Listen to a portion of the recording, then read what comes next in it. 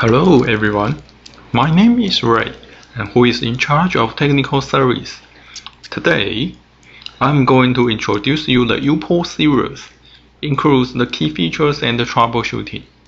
To introduce myself, my name is Chen Songyu, and my English name is Ray. The name is given long time ago by my English teacher in high school, just like most Taiwanese. I'm the technical service engineer of IDC. And my contact number is shown on the slide. If you want to talk to me directly, you can just call me or write an email to me. To start this course, there are some basic lessons you should learn first. Serial essentials, driver essentials, and the USB essentials. And this course is for all technical service engineers. This lesson is going to introduce you the Mozart USB products. In it, you will learn the Mozart USB product lines and the key features of Mozart Uport series. In this lesson, I will introduce you the Mozart USB product lines first, and then include the key features. The last part is how to troubleshoot it when meet issues. There are two major product lines.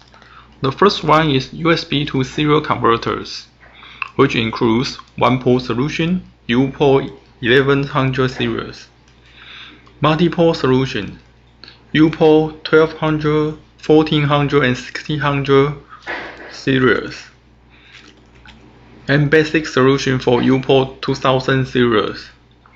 All of these three solutions have Windows driver and Linux driver that you can download from Mozart website. The second product line is USB hubs. Includes entry level for Uport 200 series and industrial grade for Uport 400 series. All of these USB hubs have the USB if certificate and 15 kV ESD level 4 protection for all USB ports. And that's all. USB hubs is just a hub. There is no need for further introduction. The following slides will focus on the USB to serial converters. Let's start with the key features of USB to serial converters.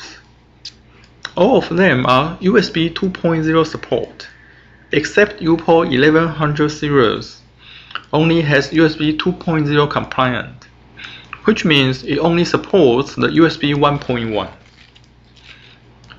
With the IE models, all the RS-232, 422, and 485 signals are protected by optical isolation protection. And there are two features I will introduce in the following slides: the fixed base COM and the COM preserver. As we know, extending COM ports by devices usually assigned by the host. Sometimes users just need to extend specific COM port number, and Mozart provides a function to satisfy this kind of user's request. In fact, only one click is required to enable fixed base COM mode and set the initial COM port number. The Uport will automatically assign additional COM port numbers in sequence and starting from the initial COM port number. In this way, users do not need to reconfigure the COM port numbers of the converter's serial ports again and again and again. And it's not only save installation time, but also reduce recovery time. Then you may ask, how to configure fixed base COM function? We recommend enable fixed base COM function before you plug in the Uport product, and please follow below path: the start and program files, and Mozart Uport series driver, and then Uport configuration utility. Please open the Uport configuration utility and one click to enable this function. Then select COM port number that you want and then click the OK button. Everything is done, and we have finished the fixed base COM function configuration. How easy it is! And let me give you an example how it works. We expect to extend COM10 and COM11 at the beginning, after you install Mozart driver, but before you plug in the Uport product. If you disable this function, host will assign an available COM number, and then user need to reconfigure the COM port number to COM10 and COM11. But if you enable this function, the host will extend COM10 directly. You don't need to reconfigure it. And what's the benefits for user? One, it can save reconfiguration time. Two, it recovery quickly. And three, you don't have to worry to plug in the Uport sequence when using multi-models. The next feature is COM preserver function. The COM preserver function can carry on all parameters to another host. Sometimes user's host might be crashed or reconnect the Uport via another USB port. If user has saved all the settings in Uport, just restore it to another host. You don't need to reconfigure it. Okay, let me explain how COM preserver function works and how to use it. After you configure all the settings, you can save them in Uport, and we recommend you to save it. If user's host crashed or reconfigured by an accident, just click the restore button to restore all the settings very quickly. You will spend less time to recover the original environment. And when you try to restore the settings, it might pop up an alert to warn you. If you try to restore the COM port number which conflicts a COM port is already exists, and you still can replace it if you know the COM port is not used. However, if you are wrong, that serial COM port may be inaccessible. Here is an example. Uport with COM preserver function can carry on all the parameters on any host or any USB port. After configuring parameters, just click Save button to save all the parameters as Uport. And just click Restore button to restore all parameters when changed to another host.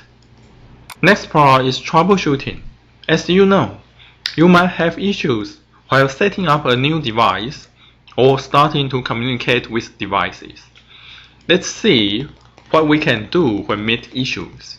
The first thing you can check is the device manager in a Windows platform.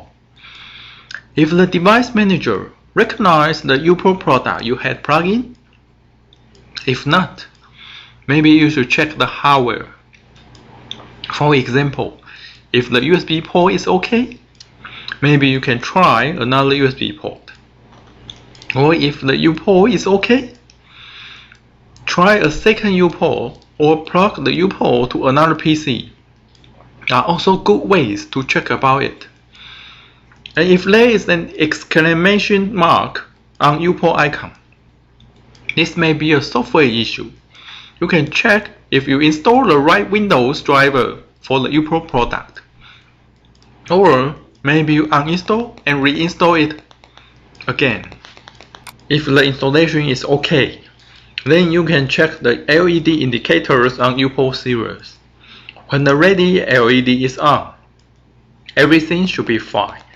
Then you can try to transmit or receive data and check the related LED indicators. And if everything is okay, but the communication still has problem, you may need to analyze the issue more deeper. And we recommend to use port monitor utility or access port, which can still be used on the 60-bit platform, to capture the commands between the Win32 API and the Windows driver to check if there is anything wrong on driver or on the software you are using. As you can see on the slide, this architecture is based on the USB driver architecture. The port monitor or access port utility is between Win32 API and the Mozart device driver, so it can record all the communication between them. And this helps our R&D to analyze if there is any issue of the application or Mozart device driver. The port monitor or access port is a very good tool for a technical service engineer to find out what happens on customer side when you cannot reproduce the issue with our own software. Thanks for your time and congratulations to you to finish this course. Remember to take the quiz of this lesson to check how much you have learned.